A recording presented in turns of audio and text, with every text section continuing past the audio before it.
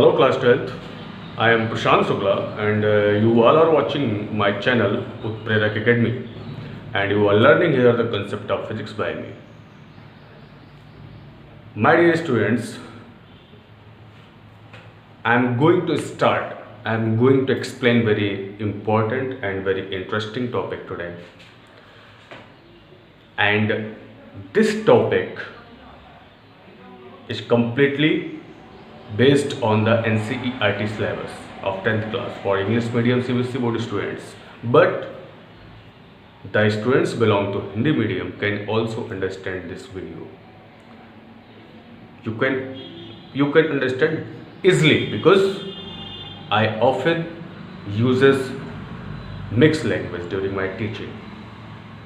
मेरे हिंदी मीडियम के प्यारे बच्चों, आप अगर वीडियो देख रहे हैं तो आप पूरा वीडियो देखिए, आपको सब समझ में आएगा। और चूँकि मैं as a general common class आपको देता हूँ, मैं कोई प्रोफेशनल यूट्यूबर तो नहीं हूँ बच्चों, बट मेरी कोशिश ये होती है कि आपको मैं वो चीज़ दूँ जो आपको प्रोफेशनल यूट्यूबर नहीं देते हैं, लेकिन एक just classroom programme, right? So focus on this video.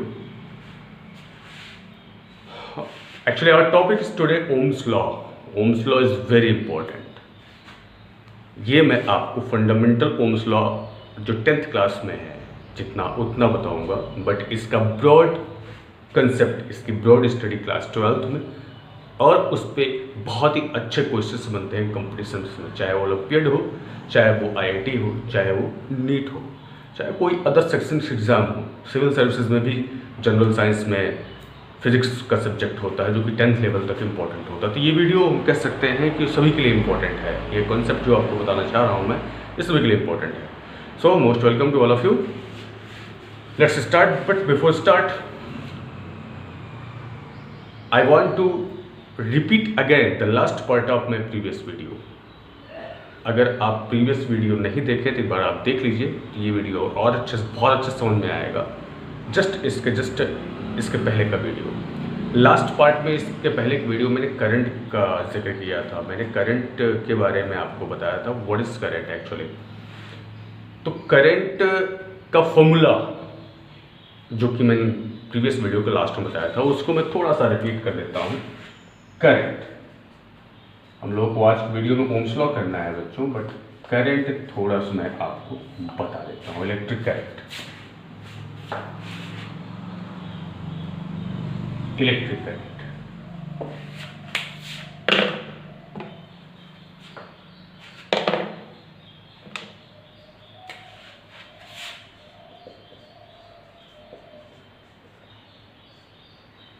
Electric current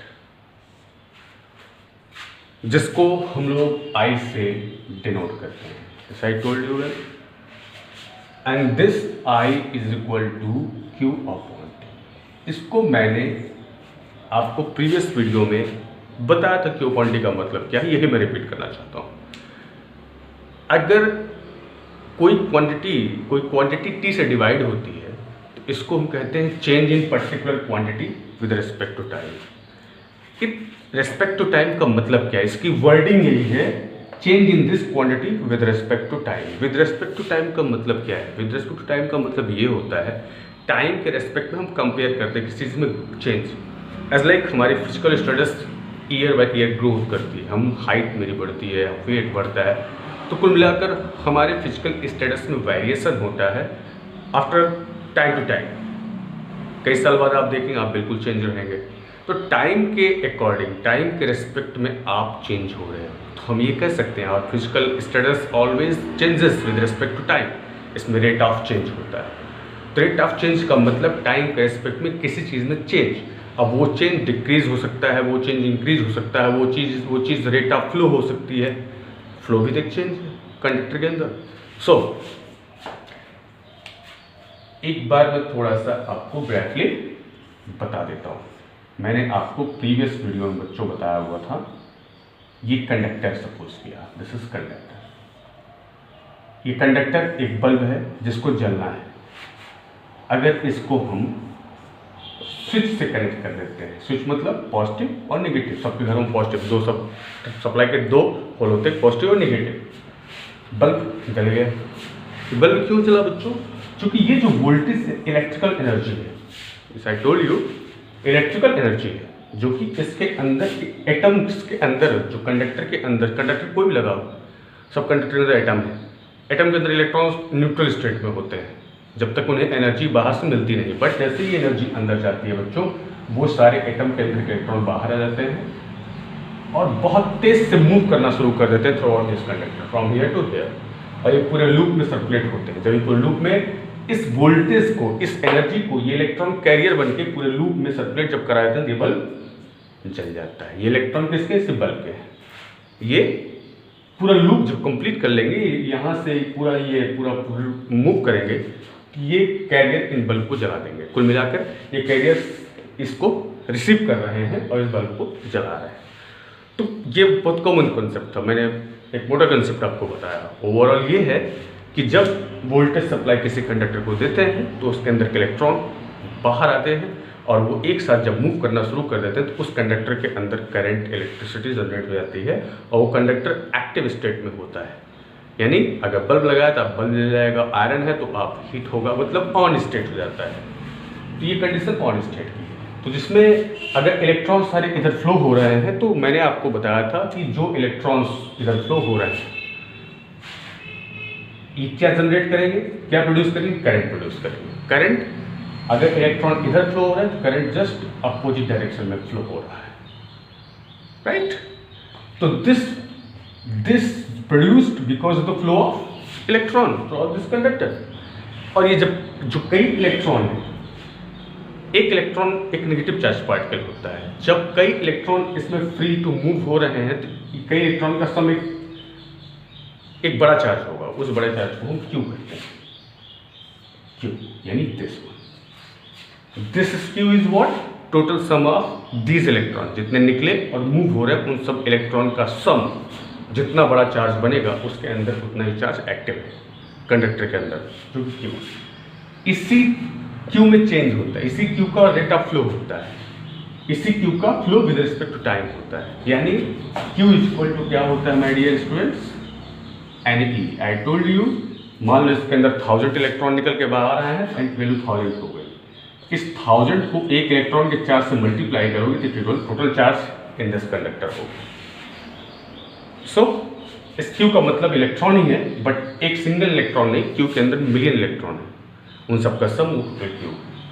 तो क्यू अपॉन टी का मतलब flow of this with respect to time, जिसको हम कहते हैं rate of flow. Rate of flow of this charge with respect to time, I mean sorry, rate of flow of charge. Rate of flow का मतलब ही हो गया flow of this charge with respect to. Now let's start our main topic, जो कि हमें start करना है ओम्स लॉ, ओम का नियम। माय डियर स्टूडेंट्स, मैंने आपको प्रीवियस वीडियो में क्या बताया था?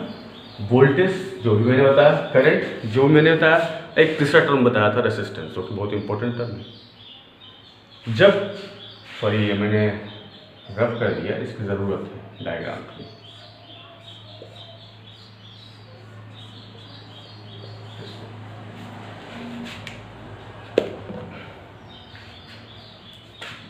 जब ये वोल्टेज सप्लाई हम देते हैं तो इलेक्ट्रॉन बाहर आते हैं और ये मूव करते हैं तो एक करंट प्रोड्यूस होता है। ये वोल्टेज है तो ये करंट है, अगर ये वोल्टेज बढ़ाएंगे तो करंट बढ़ेगा। यही ओम्स का लॉ है। फिलहाल उसको बताता हूँ। जब ये इलेक्ट्रॉन निकले तो पहली चीज तो करंट जनरेट कर रहे हैं, दूसरा क्या? रेसिस्टेंस। सॉरी, इसके अंदर जब सब निकल के एक साथ मूव किए, जब मूव किए तो कोलिजन भी हुआ। ड्यू टू दिस कोलिजन एक oppose to flow of electron हुआ, oppose to flow of electron हुआ। जब इलेक्ट्रॉन सारे ट्रैफिक पार करके यहाँ से यहाँ मूव करेंगे, मोशन करेंगे एक साथ, तो आपस जाहिर सी बात है कोलिजन्स होंगे, उनके बीच कोलिजन्स होंगे। उन ड्यू टू दैट कोलिजन्स, उन कोलिजन्स की वजह से ये आसानी से कैरियर नहीं बन पाएंगे, इजिली मूव नहीं कर पाएंगे यहाँ से यहाँ, रेस्ट्रिक्शंस होंगे।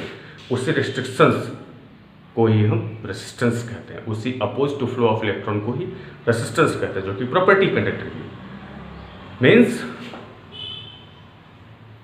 अगर हम किसी कंडक्टर में सप्लाई वोल्टेज देते हैं तो करंट तो प्रोड्यूस होता ही है कंडक्टर में, साथ साथ कंडक्टर के अंदर का रेसिस्टेंस भी मेजर होता है, यानी वहाँ पर रेसिस्टेंस भी एग्जिस्ट करता है। और resistance due to the collision, ज़्यादा कोलिजन इनके अंदर होगा, ज़्यादा टक्कर होगा तो ऑब्स्ट्रक्शंस ज़्यादा होंगे इनके फ्लो में, तो रेसिस्टेंस ज़्यादा होगा। कम कोलिजन होगा तो रेसिस्टेंस कम होगा। ये रेसिस्टेंस का जो पार्ट है आपको नेक्स्ट वीडियो में बहुत अच्छे से बताऊंगा, बहुत अच्छे से रेसिस्टेंस को बहुत अच्छे से समझाऊंगा और उसका न्यूमेरिकल भी है। बट यहाँ पर ये रेसिस्टेंस बच्चों और ये करंट और ये वोल्टेज, यानी हमने अगर किसी चीज़ को वोल्टेज दिया तो वोल्टेज से I एंड R ये दोनों चीज़ और आ गए। वोल्टेज कौन है? सोर्स। वोल्टेज तो ही ये और ये है, अगर ये नहीं है तो ये नहीं। इन्हीं तीनों का रिलेशन किसने दिया है? ओम ने। और ओम ने मेन जो रिलेशन दिया है वो बच्चों V और I के बीच का रिलेशन, ये तीसरा अपने आप आ जाता है उसके अंदर। तो ये रिलेशन दिया कैसे है? इन्होंने एक स्टेटमेंट दिया है। ये स्टेटमेंट किस बेसिस पे दिया है? You know well one thing, अगर मैं बोलूं this marker is directly proportional to this marker, जैसे मैं बोलूं योर स्किल, आपकी स्किल, आपकी क्रिएटिविटी, आपकी क्षमता, आपकी एबिलिटी किस पे डिपेंड करती है फिजिक्स में? मुझ पे। अगर मैं आपको अच्छा स्किल देता हूं तो आपका जाहिर सी बात आपकी स्किल ग्रोथ करेगी। अगर मेरी स्किल ग्रोथ करेगी, मेरी क्रिएटिविटी ग्रोथ कर रही है, देन डेफिनेटली आपकी स्किल ग्रोथ करेगी, because your skill directly depends on my skill. इसे डायरेक्टली डिपेंडेंस को हम कहते हैं directly proportional, means your skill is directly proportional to my skill. I hope you get it.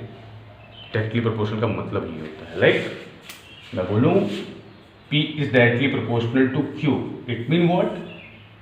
P एक कोई ऐसी क्वांटिटी है जो Q में डिपेंड करती है, Q में चेंज होगा तो P में चेंज होगा। डायरेक्टली में चेंज कैसा होता है? ये बढ़ेगा तो ये बढ़ेगा। बट इनवर्सली में क्या होता है? इनवर्सली का मतलब ये होता है, ये P is inversely proportional to Q, ये बढ़ेगा तो ये घटेगा। तो ओम्स लॉ स्टार्ट करने के पहले इतना आपको माइंड में रखना बहुत ज़रूरी था। अब मैं स्टार्ट करता हूँ।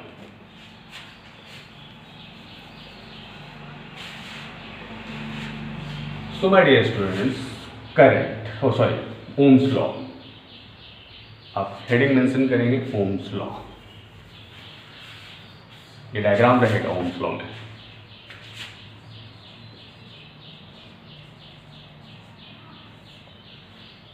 ओम ने डायरेक्टली प्रोपोर्शनल के रिलेशन को अपने लॉ के अंदर स्टेट किया है, और यहाँ पर किसको डायरेक्टली प्रोपोर्शनल कर रहा है? यहाँ दो चीज़ों को डायरेक्टली प्रोपोर्शनल कर रहा है, वोल्टेज एंड करंट। लेकिन ध्यान देना है आपने, स्टेटमेंट ये कहता है ओम्स लॉ का, V is directly proportional to I always. इसका मतलब ये है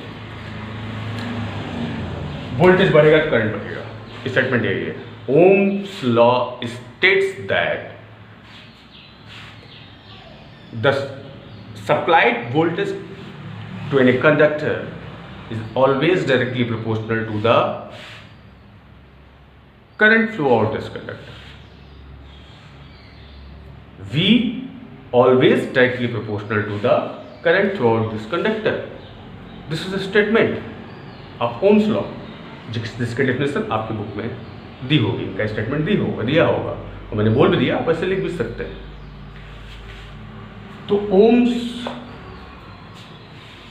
लॉ ने स्टेटमेंट दे दिया, लेकिन आपको है नॉलेज की बात सीखनी है, आपने रटना नहीं है। मोस्ट 10th क्लास के स्टूडेंट्स इसको रट लेते हैं, हाँ बस रट लिया, स्टेटमेंट रट लिया, फॉर्मूला रट लिया, यहाँ से भी फॉर्मूला निकलेगा और रट लेंगे। No, try to understand practically, physics is the very practical. यहाँ पर अभी मैंने आपको एग्जाम्पल दिया, ये पैटर्न सही नहीं है, स्टेटमेंट यही है बट ये रिड्यूस हुआ है, डिराइव हुआ है।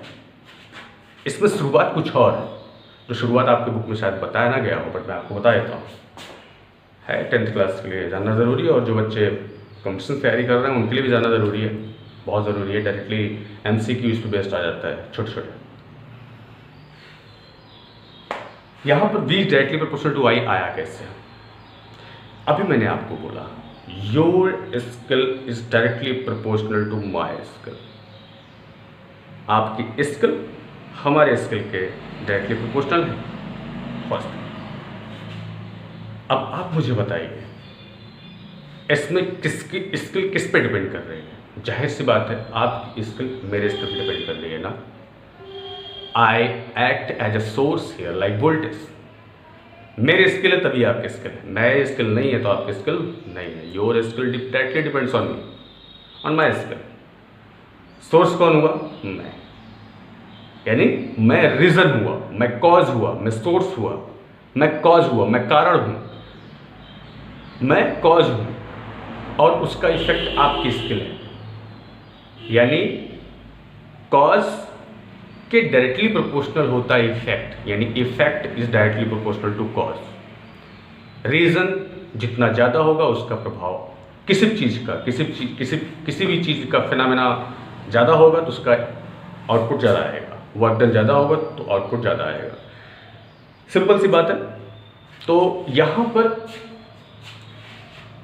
मेरे केस में सोर्स मैं हूँ, आपकी स्किल मुझ पर डिपेंड करती है। You are not source, you are effect. I am cause, I am cause, you are effect. Always keep in mind, in this case, effect is directly proportional to cause। ये हमेशा होता है, इसको आप नोट कर लें। ये वाली चीज इस पे डिपेंड करती है, ना कि ये वाली इस पे। ये बढ़ेगा तो ये बढ़ेगा। My dear student, listen carefully. ये सोर्स है, सोर्स बढ़ेगा तो उसका इफेक्ट रिजल्ट बढ़ेगा। अगर ये वोल्टेज बढ़ेगा तो ये बढ़ेगा। यहां पर होना तो ये चाहिए ना, I is directly proportional to B. यहां हम लिख भी सकते हैं, यहां लिखेंगे to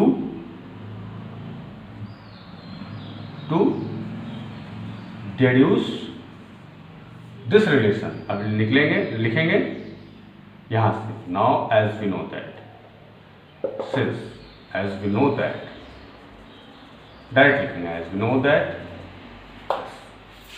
and from this theory होना ये चाहिए, क्योंकि सोर्स यहां पर ये इफेक्ट, करंट तो उसका इफेक्ट, वोल्टेज है तो ही इफेक्ट है माय डियर्स।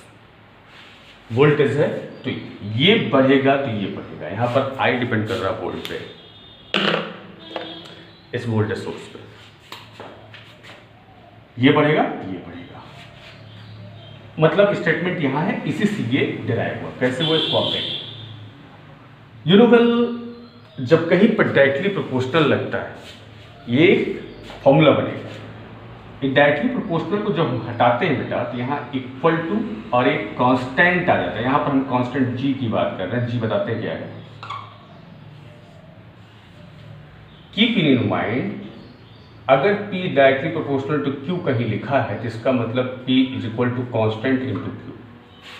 Q बढ़ेगा तो P किसी कांस्टेंट फैक्टर से बढ़ेगा। कहने का मतलब ये सिंबल इसको रिप्लेस करती है, इस सिंबल को रिप्लेस करता है। अगर ऐसा कहीं लिखा गया है तो हम डायरेक्टली इसको ऐसा लिख सकते हैं। और ये कांस्टेंट अलग अलग जगह अलग अलग कांस्टेंट बनाए गए हैं। तो यहाँ पर भी जब ये प्रोपोर्शनल हटता है माय डियर्स, तो यहाँ पर G एक कांस्टेंट आ जाता है। G is what here? G is conductance. G is called here conductance, where G is conductance, जो रेसिप्रोकल होता है रेसिस्टेंस। रेसिप्रोकल का मतलब ये G इक्वल टू 1/r होता है। अब G इक्वल टू 1/r का मतलब क्या है? इसका मतलब सीधा ये होता है, अगर इस टाइप से कहीं कोई दो चीजों रिलेशन जैसे इसमें बताया गया है, तो इनवर्सली ये बढ़ेगा ये घटेगा, ये घटेगा तो ये बढ़ेगा। G कंडक्टेंस है, और इस कंडक्टेंस इज द फेनोमेना, और conductance is the capability of any conductor to carry this electrical energy, मतलब कैपेबिलिटी होती कंडक्टेंस। ये कंडक्टर अच्छा कैरियर तब बनेगा जब इसका कंडक्टेंस अच्छा होगा। कंडक्टेंस अच्छा कब होगा? जब इलेक्ट्रॉन्स इजीली इधर से फ्लो होंगे। इलेक्ट्रॉन्स ही कैरियर है ना, कंडक्टेंस कंडक्शन का काम ही कर रहा है। इलेक्ट्रॉन अगर इजीली बसें चलती हैं ट्रैफिक में, एक रोड पे ट्रैफिक कम है तो बस इजीली कैरी करेगा, इजी कैरियर। अगर ट्रैफिक है तो इजी कैरियर नहीं, आपको टाइम लगेगा एक जगह से दूसरे जगह पहुंचने में। सेम एज लाइक हियर, अगर ये कैरियर ज़्यादा इजली अपने प्रोसेस को पूरा कर रहा है, आई मीन इजली मूव कर रहा है, फ्लो कर रहे हैं, तो कंडक्टेंस जाहिर सी बात ज़्यादा होगा। अगर इनके अंदर रिस्ट्रिक्शंस अपोज टू फ्लो आ रहा ज़्यादा तो कंडक्शन कम होगा, मतलब कैरी कम करेंगे, है ना, वीक कैरियर हो जाएंगे। क्यों? क्योंकि कोलिजन्स हो रहा है। तो ज़्यादा टाइम इसमें नहीं लगाना मुझे, बस ये जान लीजिए आप कि conductance is always reciprocal to resistance, because resistance कैसे प्रोड्यूस होता है? Due to collision. Due to collision resistance produce होता है। जितना ज़्यादा रेसिस्टेंस प्रोड्यूस होगा उतना ही इसके अंदर ऑब्स्ट्रक्शंस हो रहे हैं, रुकावट हो रही है, और जितना रुकावट होगी, जितना ऑब्स्ट्रक्शंस होगा, कंडक्शन उतना ही कम होगा। कंडक्शन अच्छे से नहीं होगा, ये बहुत अच्छे कैरियर नहीं बन पाएंगे इलेक्ट्रॉन्स। तो रिस्ट्रिक्शंस कम हो, रिस्ट्रिक्शंस का मतलब रेसिस्टेंस, अगर रिस्ट्रिक्शंस कम होगा तो कंडक्टेंस ज़्यादा होगा, रुकावट इनके कैरियर में कम होगा, ट्रैफिक कम होगी। एक ट्रैफिक समझो, ट्रैफिक ज़्यादा तो रेजिस्टेंस ज़्यादा है, ट्रैफिक जाम ज़्यादा तो कंडक्टेंस कम, जाहिर सी बात है, और ट्रैफिक कम तो कंडक्टेंस अच्छा। इलेक्ट्रॉन जितना बढ़िया मूव करेंगे, जितना बढ़िया स्पीड से फ्लो करेंगे, उतना कंडक्शन होगा। जिसकी यूनिट, चूंकि आर की यूनिट होती है ओम, रेजिस्टेंस की यूनिट होती ओम। इस रेजिस्टेंस को मैं नेक्स्ट वीडियो में बहुत अच्छे से बताऊंगा। इस आर की यूनिट ओम होती है और इसकी यूनिट होती है MHO कंडक्टेंस की, या ओम ऐसे बनता है, इसका इनवर्स या ओम इनवर्स मैट्रिक्स। इसको मैं डिटेल में आपको बता दिया, थोड़ा टाइम तो लगा 1-2 मिनट, बट इंपॉर्टेंट है, सभी के लिए इंपॉर्टेंट है। फंडामेंटल उनके लिए भी है जो बच्चे एस्पिरेंट्स हैं नीट या ओलंपियाड या IIT, उनके लिए भी इंपॉर्टेंट है, फंडामेंटल है। तो ये कंडक्टेंस है, और कंडक्टेंस जैसे रेसिस्टेंस एक प्रॉपर्टी है कंडक्टर की, ये कांस्टेंट प्रॉपर्टी है, वैसे कंडक्टेंस भी कांस्टेंट प्रॉपर्टी है, यानी कांस्टेंट है। इस प्रोपोर्शनलिटी को हटाया, इक्वल टू ये कांस्टेंट, ये कांस्टेंट बन गया। अब बच्चों यहां लिखेंगे ऐसे अगले स्टेप में, since G is equal to this, तो लिखेंगे I is equal to 1/R into V। इस G की जगह 1/R लिख सकते हैं ना, हम लोग लिख सकते हैं। Let me rub it। बच्चों यहां से अगर मैं बोलूं I इज इक्वल टू, एक तरफ से V/R हुआ, R इधर लेते जाओ क्रॉस मल्टीप्लाई करके, तो R I is equal to V हो गया। दिस इक्वल टू दिस, चाहे this equal to this, LHS को RHS बना लिया, RHS को LHS बना लिया। अब देखो बेटा, जैसे यहाँ पर ये था इक्वल टू G, वैसे यहाँ इक्वल टू R, यहाँ G भी कांस्टेंट, R भी कांस्टेंट, तो फिर वो कंडीशन आ गई ना। अगर ये कहीं है तो हम लिख सकते हैं directly is equal to R को किसने रिप्लेस किया? डायरेक्टली प्रोपोर्शनल ने। अगर इक्वल टू कांस्टेंट, इससे ये लिख सकते हैं और इससे ये लिख सकते हैं। ये स्टेटमेंट आया, इसी स्टेटमेंट को एक वर्ड में बता दिया गया है कि all voltage is always directly proportional to the current, but वो आया है यहां से, उल्टा यहां से डिड्यूस हुआ है ये चीज। So please always keep in your mind this video lecture was very important, बहुत इंपॉर्टेंट है आपके बोर्ड एग्जाम में। इस पर क्वेश्चन आता है। हाँ, एक चीज़ और, इस पर बच्चों ग्राफ बनता है, एक ग्राफ बनता है। जिस 10th के बच्चों आप लोग मैथ्स में लीनियर इक्वेशंस टू वेरिएबल कर रहे हो, कर चुके हो या कर रहे हो, उसमें एक्स वाई, उसमें ग्राफ बनता है ना किसी इक्वेशन का, एक्स वाई दो वेरिएबल होते हैं ना, वाई एक्स पे डिपेंड करता है, एक्स वाई, तो ओवरऑल उसके पीछे ग्राफ बनता है। बोलूँ Y is equal to X का ग्राफ क्या होगा, इसका ग्राफ क्या होगा, यहां पर कंडीशन वही है, y directly proportional to x, x बढ़ेगा तो y बढ़ेगा, x1 तो y1 पहला कोऑर्डिनेट, x2 तो y2 दूसरा कोऑर्डिनेट, x3 तो y3 तीसरा कोऑर्डिनेट, एक कोऑर्डिनेट मिलते आएंगे, इसको मैं से प्लॉट कर देंगे। कहने का मतलब किसी भी दो, यहां पर तो y और x है, यहां पर y x ना लिख के बल्कि v और i का रिलेशन है ना, वहां पर भी y x पे डिपेंड कर रहा है, यहां पर भी v और i बीच रिलेशन है, वहां एक्स वाई का रिलेशन था, तो इसको हम लोग ग्राफ ऐसे बनाएंगे, माइंड v बढ़ेगा तो i बढ़ेगा, मतलब ये बढ़ा, ये ग्राफ ये बता रहा है ये बढ़ेगा ये बढ़ेगा, यहां पर ये दोनों प्रोपोर्शनल है। कई जगह आपको भी यहां मिल सकता है, कोई इफेक्ट नहीं है, इन दोनों के बीच का ग्राफ ये कुल मिलाकर, इन दोनों के बीच डायरेक्टली प्रोपोर्शनल का रिलेशन है। और ये जो ये स्लोप मिलता है ये आर होता है, इसको मैं नेक्स्ट वीडियो में और अच्छे से बताऊंगा। आज आप लोग ओम्स लॉ अपने माइंड में रखें, ओम्स लॉ को बहुत अच्छे से करें बच्चों, बहुत ही अच्छे से करें, ओम्स लॉ बहुत इंपॉर्टेंट है। नेक्स्ट वीडियो में मैं रेजिस्टेंस बताऊंगा, रेजिस्टेंस के साथ न्यूमेरिकल भी बताऊंगा, और सब रिपीट कर लो, और होप सो आपको समझ में आया होगा। So keep study, be safe, be happy and be conscious about your career, about your board exam first of all. Good luck, और please like, share and subscribe. बच्चों आप लोग लाइक शेयर सब्सक्राइब कर दोगे तो मेरे व्यूअर्स बढ़ेंगे, और ये वीडियो उन बच्चों तक भी पहुंचोगी जो बच्चे एजुकेशन नहीं ले पा रहे हैं कहीं। सो प्लीज़ इसको शेयर भी किया करो, आप लोग खूब अच्छे से शेयर किया करो, और सब्सक्राइब तो आप खुद कर लो, आपके लिए इंपॉर्टेंट है ही, आपके जो फ्रेंड्स हों उनको भी शेयर कर दो। थैंक यू बच्चों, wish you all the best, good luck.